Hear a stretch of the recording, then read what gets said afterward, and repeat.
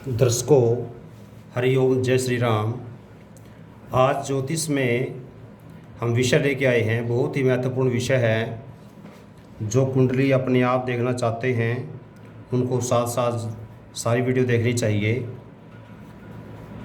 आज हम करेंगे सूर्य देव का चतुर्थ भाव में फल, अर्थात सूर्य यहाँ पर हो। ये जो घर होता है चौथा घर बोलते हैं। भले ही यहाँ पर राशि कोई भी हो, राशि 1 से 12 तक में से यहाँ कोई भी राशि हो सकती है, पर घर जो है ना चौथा ही रहेगा, चाहे यह राशि कुछ भी लिखी हो। कुछ दर्शक ये देखते हैं कि यहाँ 7 नंबर लिखा है तो 7वां घर है, 8 लिखा तो 8वां घर है। ऐसा नहीं है, घर ये चौथा ही रहता है। घर पहला यहाँ से स्टार्ट होता है। कुंडली में कभी भी घर की संख्या नहीं लिखी होती, कुंडली में हमेशा राशियों की संख्या लिखी होती है। और जो घर है वो हमेशा पहला लगन ही होता है, चाहे यहाँ राशि कुछ भी लिखी हो। पहला, दूसरा, तीसरा, चौथा, 5वां, 6वां, 7वां, 8वां, 9, 10, 11 और 12, ये घर फिक्स हैं। संख्या चाहे यहाँ कुछ भी लिखा हो। अब आज हम बात कर रहे हैं चौथे घर की। तो सबसे पहले चौथे घर से हमें पता होना चाहिए कि इसमें से हम क्या क्या देखते हैं। चौथा घर हमारा माता को देखते हैं। ये सहज का स्थान है, अर्थात हमारा सुख का स्थान है। सुख में वाहन सुख भी है, मकान सुख भी है, मोटरसाइकिल का सुख भी है। जो दुधारू पशु हैं उनका जो सुख है उनका भी है। और ज़मीन में गड़ा हुआ धन ये देखना है तो भी यहीं से देखेंगे। और चरित्र का भी यहीं से देखते हैं, चिकित्सा भी यहीं देखते हैं। और राजनीतिक क्षेत्र में जो भीड़ जुटाने की जो क्षमता है वो भी यहीं से देखते हैं। आपने देखा होगा, जैसे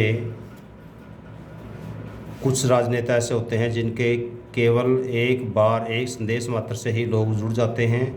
और कुछ राजनेता ऐसे भी होते हैं जो भीड़ नहीं जुटा पाते। वो अलग बात है कि उनके ग्रह तेज होते हैं, दूसरे भावों में तेज होते हैं, वो बड़े ऊंचे पद पर पहुंच जाते हैं। जब उदाहरण के लिए हमारे आदरणीय पूर्व प्रधानमंत्री डॉक्टर मनमोहन सिंह जी, वो एक आम जनता के नेता नहीं थे, पर उसके बावजूद भी प्रधानमंत्री बने। तो और आज के जो हमारे प्रधानमंत्री आदरणीय नरेंद्र मोदी है, यदि उनके थोड़े से भी संदेश से लोग एकदम लोगों की भीड़ लग जाती है। तो ये भाव जितना स्ट्रॉन्ग होगा उतने ही उनको भीड़ जुटाने की क्षमता उन व्यक्तियों में ज़्यादा होती है। अब क्योंकि हम बात कर रहे हैं आज सूर्य देव की, तो सूर्य का हमें पता होना चाहिए सूर्य किसका कारक है। सूर्य आत्मा का कारक है, सूर्य पिता का कारक है, आत्म सम्मान का कारक होता है।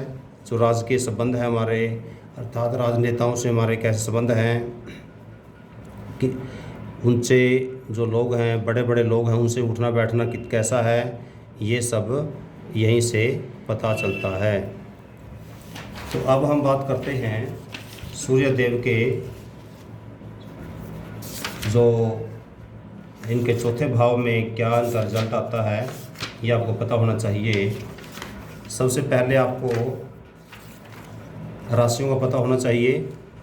ये मैंने पिछली वीडियो में कराया था, दोबारा एक बार रिवाइज करा रहा हूँ। 1 से 12 तक की राशियाँ लिखी हुई हैं, आप इसको स्क्रीनशॉट ले सकते हो। ये राशियों के नाम लिखे हैं और ये राशियों के स्वामी लिखे हुए हैं। अब ये इसलिए बता रहा हूँ क्योंकि सूर्य देव यहाँ बैठेंगे तो किसी न किसी राशि में 1 से 12 तक किसी राशि में ही होंगे। तो राशि के अनुसार रिजल्ट बदलते हैं, इसलिए आपको राशि का ध्यान देना होगा। रिजल्ट कैसे बदलते हैं? यदि सूर्य देव मित्र राशि में हो तो अच्छे रिजल्ट देंगे, और दुश्मन राशि में हो तो अच्छे रिजल्ट नहीं देंगे। अब सूर्य देव के जो परम मित्रों में हैं, चंद्रमा है, मंगल है और गुरुदेव है, ये उनके परम मित्रों में आते हैं। बुध उनका सम में आता है, और कुछ शास्त्रकार इसको बुध को भी अच्छे मित्र में गिनते हैं। इस प्रकार से शनि, राहु और केतु, हालांकि राहु केतु किसी राशि के स्वामी नहीं होते। शनि, राहु, केतु और शुक्र उनके शत्रु ग्रह में आते हैं। तो इस प्रकार से आपको ध्यान देना होगा कि भी कौन सा ग्रह है, कौन से ग्रह की राशि वहाँ है, यदि मित्र ग्रह की राशि हो तो अच्छा रिजल्ट देगा, शत्रु ग्रह की राशि हो तो बुरा रिजल्ट देगा। तो इन चीज़ों का आपको ध्यान देना होगा। सबसे पहले आपको ध्यान देना होगा कि इस भाव में चौथे घर में यदि सूर्य बैठा हुआ है, इसको हम क्योंकि सहज भाव भी बोलते हैं और सुख का भाव भी बोलते हैं, तो ऐसा जातक यदि सूर्य यहाँ पर अच्छी अवस्था में हो तो गायक, संगीतकार, स्नेही, सर्वजन प्रेमी और पूर्ण सुखी होता है। मतलब यदि मित्र राशि में हो तो हमेशा अच्छा रिजल्ट देगा और उनकी लोकप्रियता दूर दूर तक जाएगी, बहुत मशहूर होगा ऐसा व्यक्ति। वो राजनीतिक क्षेत्र में भी होगा तो भी मशहूर होगा, यदि गायन के क्षेत्र में या संगीत के क्षेत्र में होगा तो भी अच्छा मशहूर होगा, उनकी लोकप्रियता बहुत दूर तक जाएगी। और ऐसा जो जातक है परिवार को पूर्ण धन देकर ही दुनिया से जाता है, अर्थात उसके बाद वाले उसके जो बच्चे हैं, उसके जो लीगल रिप्रेजेंटेटिव्स हैं, वो कभी ये नहीं कह पाएंगे कि भाई हमारे पिता ने हमारे लिए कुछ नहीं किया। आपको पता है कि सूर्य आत्मा का कारक है, तो अतः जो सूर्य चौथे भाव को में होगा तो ऐसा व्यक्ति अपने बाहुबल से राज्याधिकार प्राप्त कर लेता है। आपने पीछे राजे महाराजाओं के किस्से या कहानियाँ सुनी होगी। आपने सुना होगा कि भाई एक राजा ने दूसरे राजा पर चढ़ाई कर दी, अपने बाहुबल से अधिकार कर लिया। या कई बार ऐसा भी होता है कि भाई किसी सेनापति ने अपने राजा को हरा दिया। तो कहने का मतलब ये है कि अपने भले ही उसका जन्म राजघराने में पैदा ना हुआ हो, पर यदि यहाँ पर सूर्य है और अच्छी अवस्था में है, अच्छे डिग्री में भी है, तो ऐसा व्यक्ति अपने बाहुबल से राज्याधिकार प्राप्त करता है। आज के ज़माने की बात करें तो अच्छी राजनीति में अच्छे ऊंचे तक जाएगा, एमएलए एमपी बनेगा, मंत्री बन सकता है यदि अच्छी स्थिति में हो, मित्र राशियों में हो और उसका हो। तो इस प्रकार से तो डिपेंड करता है उनके अंदर कितनी पावर है।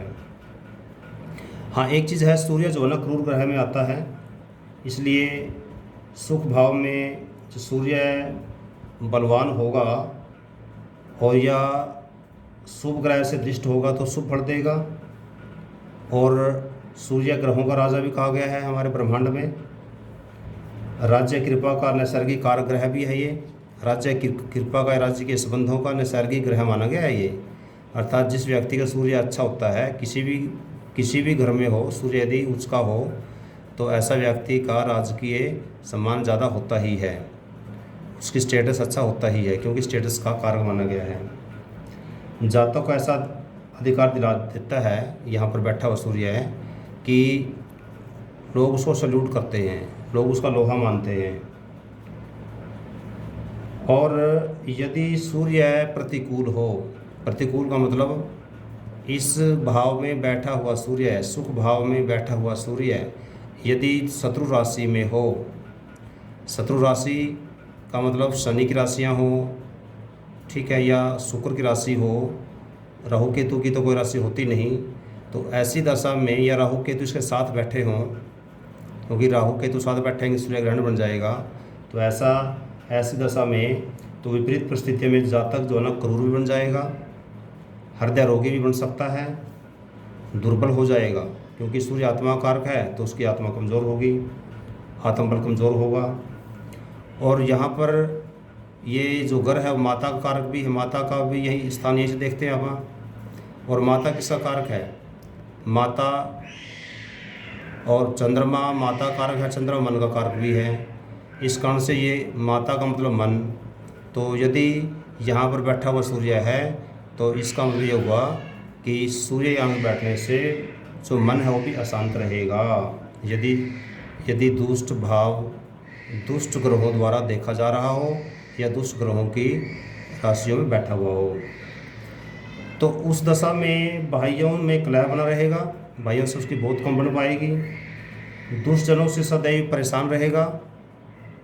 आपने देखा होगा कई बार एक समस्या ख़त्म हुई दूसरी स्टार्ट होगी, दूसरी समस्या ख़त्म हुई तीसरी स्टार्ट होगी। तो यदि दुष्ट ग्रहों से गिरा हुआ सूर्य है इस भाव में तो उसके सारे सुखों में कमी कर देगा। और ऐसे जातकों को, क्योंकि ये पिता कारक भी है, क्योंकि हम इनको आपस में जोड़ रहे हैं, इन चौथे भाव में जो संबंध है और इन आत्मा सूर्य का जो कारक है इनको आपस में जोड़ रहे हैं, क्योंकि ये पिता का कारक भी है।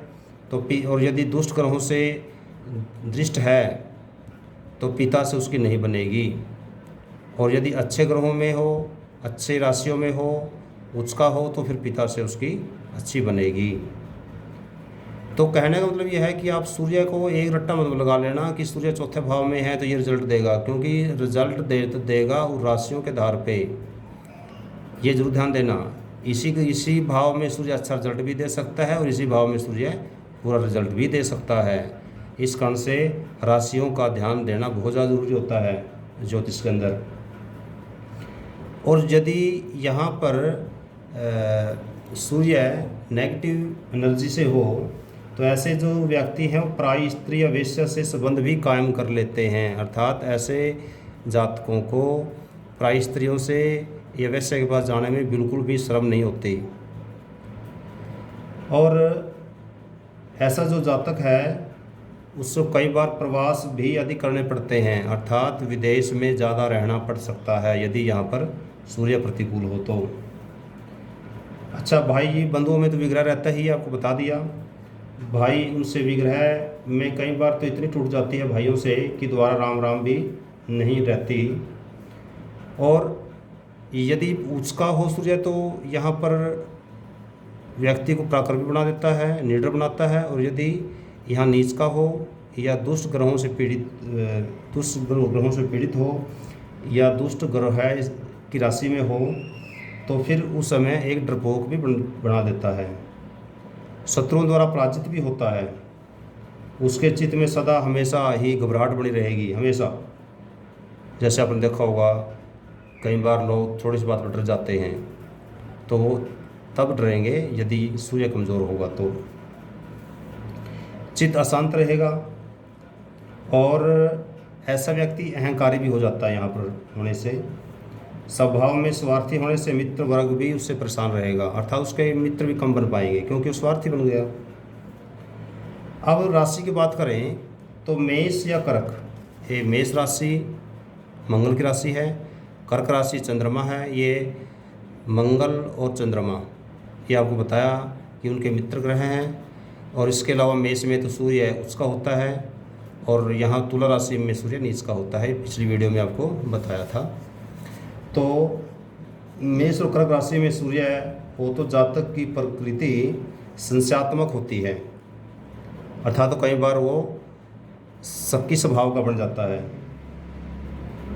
और अपनी राशि यदि सूर्य अपनी खुद की राशि में हो, अर्थात सूर्य राशि कौन सी है, सिंह राशि, तो सिंह राशि में होने से इतना दम्मी, इतना अहंकारी बन जाएगा किसी को समझेगा ही नहीं भाई उससे ऊपर भी कोई है। और क्योंकि इतना उसके अंदर घमंड आ जाएगा, यदि पांचवी राशि यहाँ पर हो, अपनी खुद की राशि में हो, तो अपने भाई बंधुओं से बहुत ज़्यादा बिगाड़ लेगा या उसके मतलब किसी को समझेगा नहीं, अपने अधिकारियों से भी बिगाड़ लेगा, किसी को कुछ समझता ही नहीं। ऐसा जातक बहुत दम्भी बन जाता है। और वृश्चिक राशि या कुंभ राशि, मतलब 8वीं राशि या फिर 11वीं राशि यहाँ पर हो तो जातक सुख का अनुभव नहीं कर पाता। सुख भाव में सूर्य बैठा है पर उसको सुख जो मिलेगा पर उसको उसका अनुभव नहीं होगा। ऐसा लगेगा कि ज़िंदगी में केवल नरक बना हुआ है, मेरी ज़िंदगी में कोई सुख है ही नहीं। उसको ऐसा महसूस होगा कि भी मेरी ज़िंदगी में सुख है ही नहीं है। और यहाँ पर ऐसी स्थिति में 8वीं और 11वीं राशि यदि में यहाँ पर हृदय शूल भी हो सकता है, अर्थात उसके दिल की बीमारी भी हो सकती है। ऐसा जो जातक है उसकी बाल्यावस्था में ही पिता की मृत्यु होने के योग होते हैं।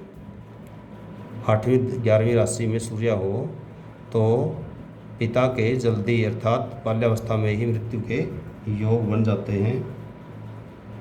उसकी जो बुद्धि है वो मंद हो जाती है, मंद बुद्धि होगा ऐसे व्यक्ति, और युद्ध स्थल में पीठ दिखाकर भागता है और वाहन सुख से वंचित हो रहा है, क्योंकि ये जो घर है ये वाहन का तो है, और यदि यहाँ पाप ग्रह बैठेगा तो वाहन सुख में कमी आएगी।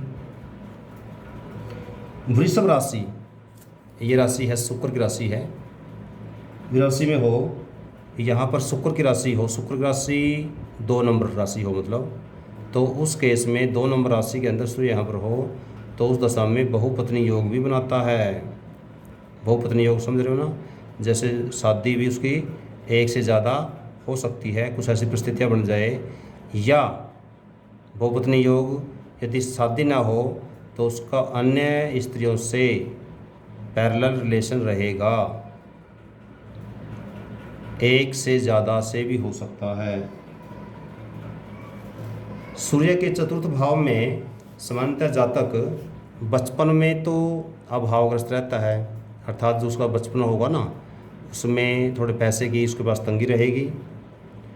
यौवन अवस्था आएगी तो अपने बाहुबल से बहुत धन कमा लेगा, और उसके बाद जो मध्यम आयु होगी तो उसमें उसको सुख प्राप्त होगा। तो ये थे आज सूर्य के चौथे भाव के रिजल्ट।